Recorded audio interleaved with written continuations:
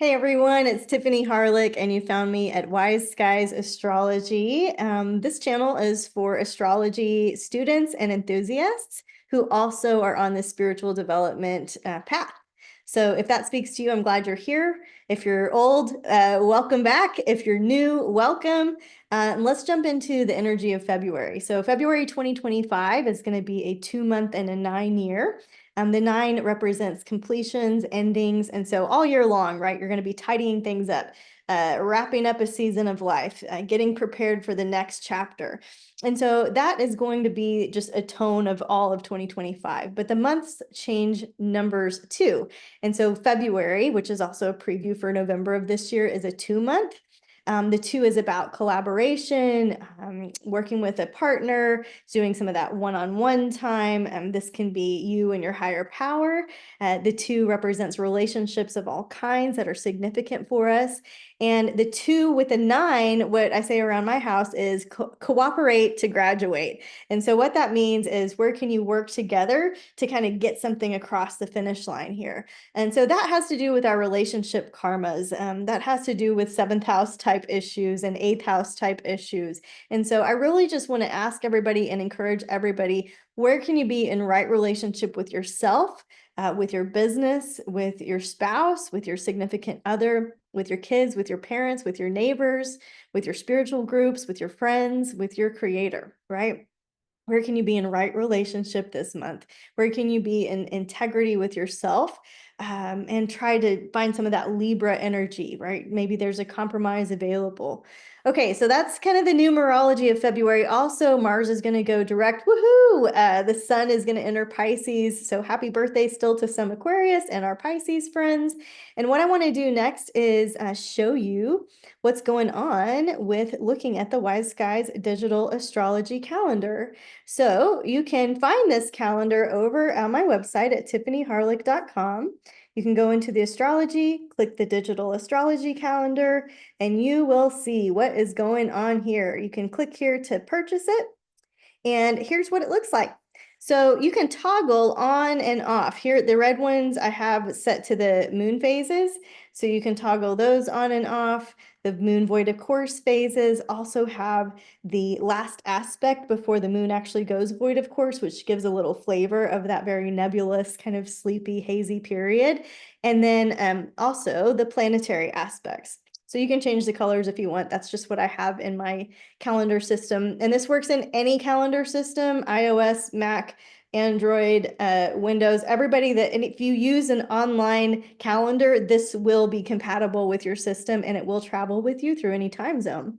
So as we move into February, Venus is going to conjunct Neptune in Pisces, and that really matches that numerology energy here of that 2 and a 9-month, cooperate to graduate, that greater dimensions of love, that being in right relationship with yourself and others. Partnerships and collaborations become focus, and that matches that Venus and also kind of 7th house feeling. Venus is exalted in Pisces. So this idea of greater dimensions of love, luxury, kind of a home spa weekend type of a feeling. Maybe you have a little mask or you want to treat yourself to an Epsom salt bath or put your hair in some conditioner or something. I love this quote from the Dalai Lama. If you want to screenshot that, feel free. Also, what's cool is that there's resources in the links here, so you can continue to learn astrology all year long. This is my friend Stormy Grace. She has a Venus reset. This is a list of all of the Venus dates, the important dates, and Venus horoscopes in 2025. And then if you click this one, this is a workshop from my friend Suzanne Gerber on Venus, and it is extensive and awesome. So if you're learning Venus this year, right, there are 3 great links for you.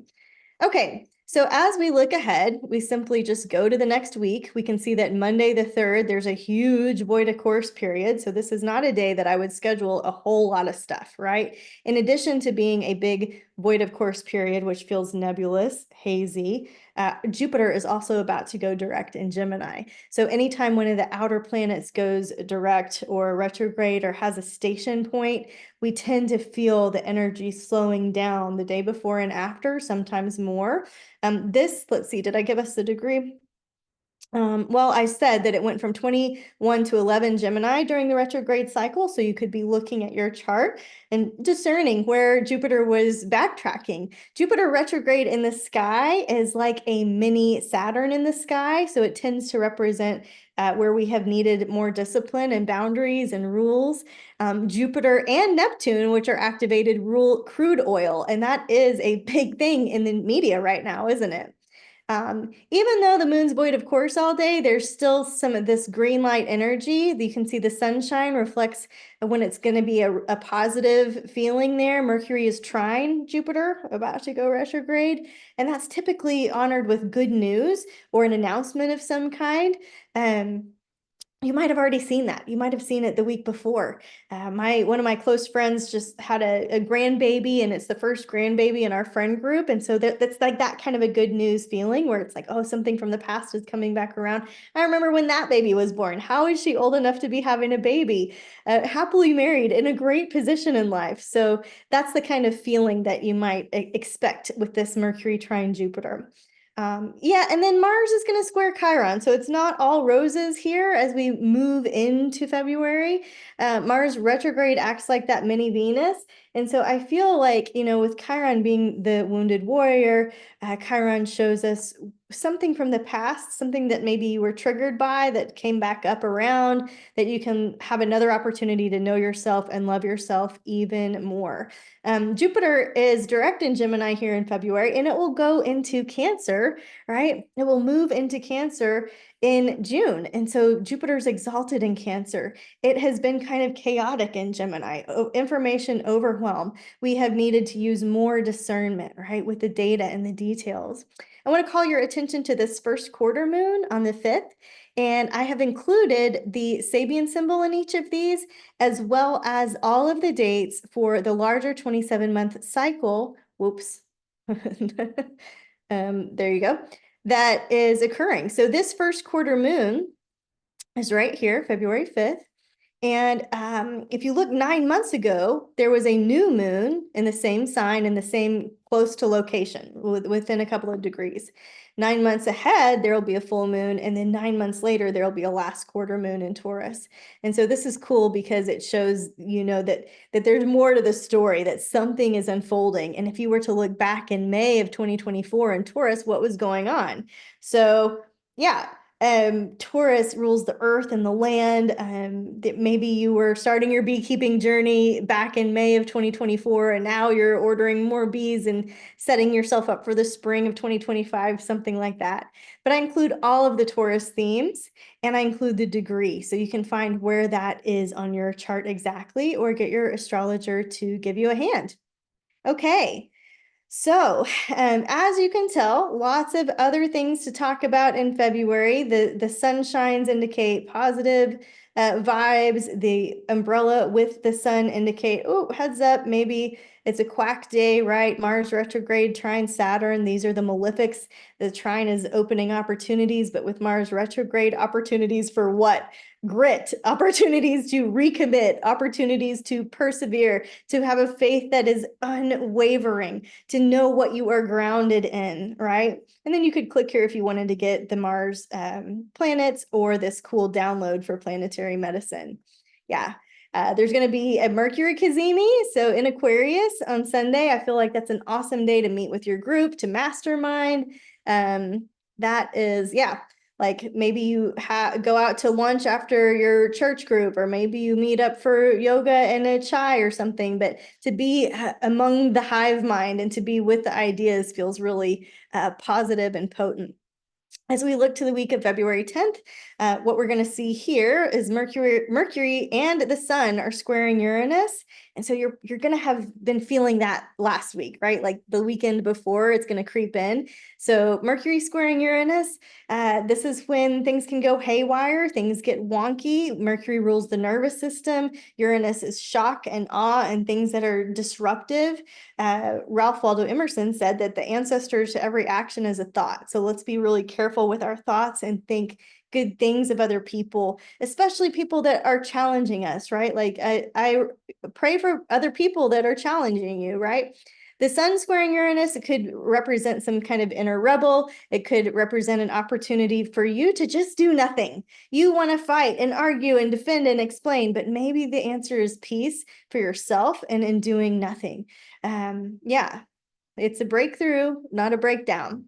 And then there's a full moon. So this is kind of an energy ramp up here, February 10th through 12th. The full moon is at 24 degrees of Leo. You can see that something that started 18 months ago in the same zone is now, more is being revealed now, right? More is being revealed. I thought that this Sabian symbol was cute, that was associated with 24 Leo. So an old-fashioned conservative woman is confronted by an up-to-date girl. And I think that's you and you know what I mean? That's both versions of yourself. So I like to throw the Sabian symbols in and have my clients journal, draw, sketch it out, see if it gets you another layer of insight or not, right? Your Valentine's Day forecast is that Mercury, the planet that governs communication styles, learning styles, the way we receive information and give information, is entering Pisces, which is the last sign of the zodiac, that spiritual, ooey gooey, cherry cordial type zodiac sign. It feels very ethereal. It feels like your dreams are going to be coming alive. It feels like you're going to have more intuition, more spidey senses. Right? Disney told us if you can dream it, you can do it. That's a very Mercury and Pisces thing, and it will be there through March 3rd. So you have the spirit of Mercury and Pisces there for quite some time. If you haven't already looked at Masaru Emoto's work, The Hidden Messages of Water, check it out. I got the opportunity to hear him speak when I was living in Austin. And he revealed that he would go to wherever he was traveling in the world to talk about his water experiments, that he would pray over that city's bodies of water. And I think that's so beautiful, right? Okay, looking now at the week of the 17th, we'll see that the sun enters Pisces on the 18th. So happy birthday, Pisces. Again, that intuitive sign that blends the wisdom and information of all of the 12 zodiac signs in one place. Pisces is a water sign ruled by Neptune and Jupiter. It's represented by two fish connected by a ribbon. Okay, so if you go into each of these in your calendar, you'll be able to learn more about health. You'll be able to learn about the flower essences and all kinds of ideas for, like we even have a gift guide for your Pisces folk. So my students, let's click on this, and wrote a zodiac gift guide. How cute is this? And so for each, here's the fire signs, here's the earth signs, right? And for each sign, they suggested, okay, here's a gift that sign might like. So anytime the sun ingresses into a new sign, I put this link in there. So I'm not selling anything. I'm just showing you, like, yeah, I'm a Scorpio. I would love the pheromone perfume. I would love some kind of, underground outsider art experience. Absolutely. Satin sheets and chocolate. Somebody put a weekend exploring Santa Fe, which is hilarious because we just got back from Santa Fe on the best astrology retreat. We had a great time. All right, let me draw your attention to the last quarter moon at 2 Sag on February 20th. So this last quarter moon is the last of the sequence of 4. And the Sabian symbol is 2 men playing chess, which I think is very interesting, especially in Sagittarius. Yeah, you with this last quarter moon, it's when bills are due, something is complete, invoice comes back around, or you're sending an invoice and saying, hey, this is due, this is owed to me. Consider the law of the harvest. Consider something that you planted 2.5 years ago is coming back around for you. And consider all of the Sagittarius themes, right? Travel, adventure, publishing, humor, culture, philosophy, religion, spontaneity, exploring nature, things like this, right? Now, during this last quarter moon, we have the energy of Mercury squaring Jupiter, and Jupiter rules excess and abundance and too muchness, right? With a Mercury square there, we need to know when enough is enough. And not all of us were designed that way, right? And so it might be time for you to realign the Mercury, the micro, with Jupiter, the macro. And one exercise for that is just, what is my big picture plan for the year, or what am I feeling that Spirit wants me to do in this season? And are my day-to-day actions in alignment with that? Okay. Mars, direct in Cancer, finally, towards the end of the month here. So Mars has been retrograde since December 6th. It moved from 6 to 17 degrees of Cancer during the retrograde cycle. Wayne Dyer teaches when the choice is to be right or to be kind, always make the choice that brings peace. And I think that's such a great quote for people in recovery, for both sides, like AA, Al-Anon, whatever recovery 12-step thing that you want to go through. This is the goal. Do something that brings peace. The goal is to be of maximum service to God and our fellows, and to do something that brings peace. So Mars has been uncomfortable in Cancer, uncomfortable retrograde, and there starts to be this renewal and this momentum that starts to come back into play. Now, Cancer rules homeland security. It rules the food system. It rules breasts and the belly. It rules how we nourish ourselves. And so it could be a time when you are reassessing like what you're putting into your belly, or if you're doing some kind of like intermittent fasting or something like this, gut health reset, something like that. Okay, now what else do we have? Okay, towards the last week, or the last week, actually, we get our new moon that occurs in 9 degrees Pisces on the 27th. And so this new moon kicks off a new 2.5-year cycle in the themes of Pisces, which are art, imagination, universal love, this feeling of soul evolution, right? The ocean, water conservation. Now, Pisces also rules drugs and chemicals and issues like with water pipes and things like this. And so we want to be aware of this new moon because the eclipses this year, right? The nodes moved into Virgo Pisces. And so the eclipses this year, 2 are in Virgo, 1 is in Pisces. And this might be part of your health reset. So this includes spiritual, physical, and mental wellness, all around reset. This would be a great time to activate kind of that new moon, starting something fresh energy. Is it day 1 or one day, right? Okay, so something I haven't talked a lot about here are these little red ones when the moon changes signs. The moon changes signs every couple of days. And so I like to offer something going on with the kitchen, with recipes, with herbs, with your medical moon for health awareness type stuff. What does the moon in Pisces mean for you health-wise? And then what does Pisces mean in general? That's for every single moon sign, right? The blue ones I haven't clicked on. It's when the moon goes void of course, and you'll notice each one's a little different because the moon makes one final aspect before actually going void of course, and that puts a flavor on it, right? So yeah, in this case, the moon squares Mars. I would say safety first. That can be kind of some emotional out of nowhere feelings, that feeling of being triggered, or that feeling of like surprise or shock, or needing to do something, right? And so yet then the moon is void for a really long time. So you can click on all of these and see what's going on. All right, let me stop my share. I hope this has been useful to you. That's just a glimpse of what I see going on in February. There's much more to the story. The most important thing is your intention, how you are writing the narrative, how you are showing up with your creator, how you are being in right relationship with yourself, your creator, and other people. And we have just this precious human life is not long. We're here for a good time, not a long time.